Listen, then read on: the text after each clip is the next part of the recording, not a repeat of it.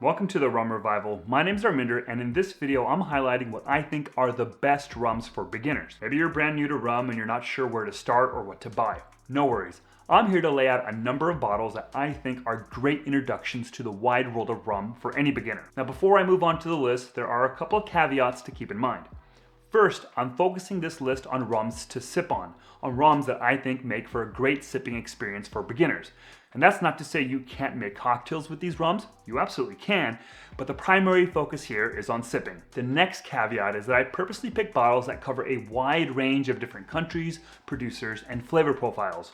Rum, more than any other spirit, is incredibly diverse both in terms of how it's made and what it tastes like. And as a beginner, I think it's good to experience that diversity. Next caveat is that I also selected rums that are based on the two A's, availability and affordability. And by availability, I mean rums that are fairly available and easy to come by. Now, in terms of affordability, well, that's obviously relative, but for the purposes of this video, I'm targeting rums up to $40. Though, depending on where you live, one or two of them might peak over just a little bit. And lastly, as the focus here is on approachability, the rums on this list are between 40 to 43% ABV. I just realized now approachability technically would be a third A, so I probably should have gone with that. Yeah, there are three A's here on this list. Affordability, approachability, and what the hell the other one was. With all of that out of the way, let's get into the list. First up on the list is Rondel Barrilito 3-star from Hacienda Santa Ana in Puerto Rico. Now, when it comes to Spanish-speaking regions within or near the Caribbean, places like Puerto Rico, Panama, and Cuba, for example, often the rums there are produced on column stills, and they come out of those stills as very light in flavor. Now, much of the flavor and character of the final product really is coming from the various techniques used during the aging process. And I think the 3-star is one of the best examples of that. So Hacienda Santa Ana doesn't actually own a distillery. Instead, they source from another distillery an unaged calm distilled rum at 94% ABV. That's pretty close to neutral spirit territory, meaning it's extremely light on flavor, but it's what they do with the distillate that imbues it with all its character. First, they dilute it with some rainwater, then they take a portion of the rum and steep dried fruits and spices in it for 6 months. Then they blend that back into the rest of the rum and then age the whole thing 6 to 10 years in ex oloroso sherry casks. You end up with a spirit that has these lovely notes of rich brown sugar, caramel, dried fruit, like a little bit of raisins and figs and prunes, and there's these really nice red wine notes on the finish. This is a delicious but delicate but flavorful sipper that, to me, represents some of the best rums coming out of the Spanish-speaking regions of the Caribbean. Next up on the list is Durlease 12-year from Barbados. So the island of Barbados is known for putting out some balanced and flavorful rums that are skillfully aged, and one of the key producers there is Foursquare Rum Distillery. And they make rums under a number of different brands, one of which is Durlease. As with pretty much all of Foursquare's rums, this is an additive-free blend of both heavier, flavorful pot still rums and lighter column still rums. It's aged obviously 12 years in ex-bourbon barrels. However, some folks claim that 10% of the rum is aged in Madeira casks, but according to Foursquare, they've never released information on the blend, so who knows? I mean, Foursquare definitely knows, but yeah. You end up with a rum with notes of chewy caramel, vanilla, baking spices, and also like an element of fruitiness, like a touch of coconut and banana pudding. People like to toss around the words elegant and refined when it comes to Foursquare, and I think this is a good intro to what they mean. Like, it's harmonious on the palate while still having like personality and character, both from the use of pot still rums and from the barrel aging. For a lot of people, this is their daily sipper, and you know what? It could be yours. Next on the list is a Jamaican rum. It's Appleton Estate 8-year-old Reserve.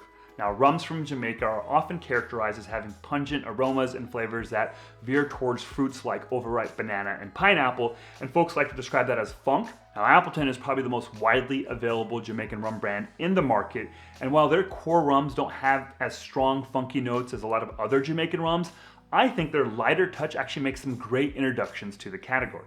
Appleton 8 is a blend of both heavier pot still rums and lighter column still rums, all aged 8 years in ex-bourbon barrels. It has vibrant notes of banana and fruitcake and marmalade, some black tea, some cloves, some allspice, and some gingers. It's delicious. Now, some folks swear by the 12-year, and I'm a big fan of it too, but it's around $50, so it's not quite in the budget range for this video. And frankly, I think you end up getting much more oak in that rum, which for many might be a really good sipping experience. But I think because this has less oak on it, you end up with much more of that vibrant fruit and spice notes that are kind of indicative of a lot of what other Jamaican rums are known for.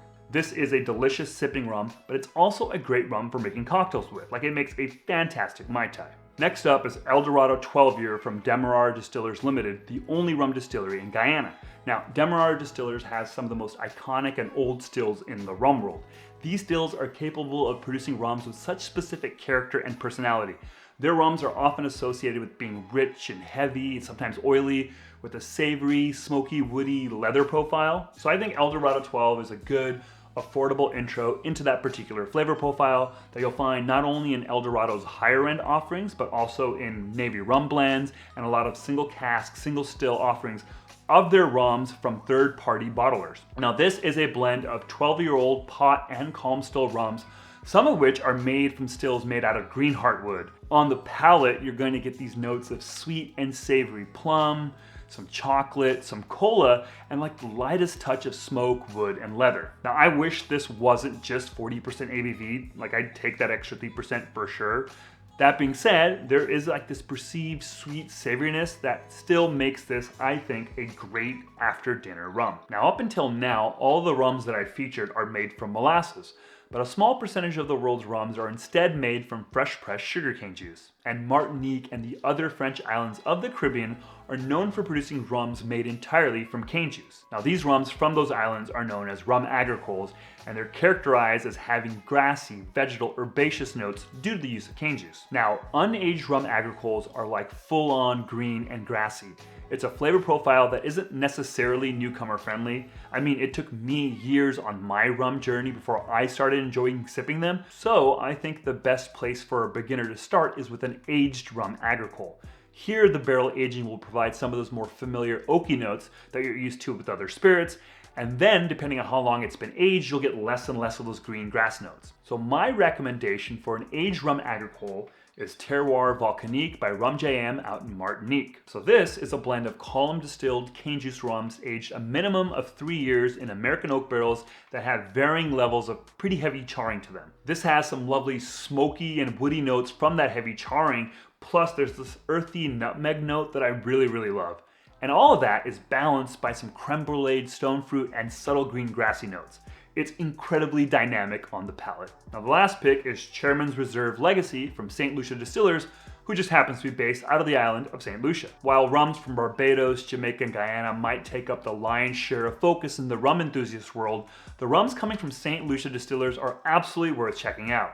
They're making some very high quality rums using a number of different stills and different fermentation and distillation techniques. And with all of that, they're producing a variety of different rums that they blend together for all sorts of different offerings across their varied brands. And one of those brands being Chairman's Reserve, whose core lineup really features a lot of really good sipping rums. Now, the Legacy is a blend of both heavier and flavorful pot still rums and lighter calm still rums, all aged in ex-bourbon between 5 to 8 years. While the majority of this rum is molasses-based, it does contain a small portion of cane juice rum, which adds this really nice dynamic element to the blend. And this has like some really lovely notes of pungent fruit, almost like reminiscent of Jamaican rums. There's a touch of caramelized pineapple, some custard, a little bit of chocolate, and some black tea, and some ginger. Well, there you go. That's my list of rums for beginners to try or buy. I think this lineup should give you a good sense of rum's variety and give you a foundational sense of what countries and producers from those countries are known for, both in terms of production processes and flavor profile. That's not to say there aren't exceptions to that. There absolutely are. Not every producer in a specific country makes rum the same way or with the same profile. And even within their offerings, a single producer can make all sorts of rums with different techniques and flavors. But I still think for a beginner, it's a useful approach and shorthand for the start of their rum journey. My recommendation would be to try as many of these as possible, and you'll find that there are a couple of regions or producers that you particularly like. Once you know that, start focusing your attention and drinking and buying on those. As your palate and experience with rum develops, you might find yourself trying bolder, higher proof expressions from those producers or countries. As your knowledge expands, your understanding of a rum will move beyond this framework of like by country, and you'll start assessing rums more by what source material was used, like molasses or cane juice, and by what fermentation, distillation, and maturation processes were utilized. But that's all in the future. For now, don't even worry about that stuff and just enjoy the rum. If you end up trying or buying any of these bottles, leave a comment below and let me know what you think. Was there one that particularly stood out to you? For those seasoned rum enthusiasts that are watching, what do you think of my list? Was there a rum that I missed that you think should have been included? Well, let others know by leaving a comment below. Thanks so much for watching. Have a good one. Cheers.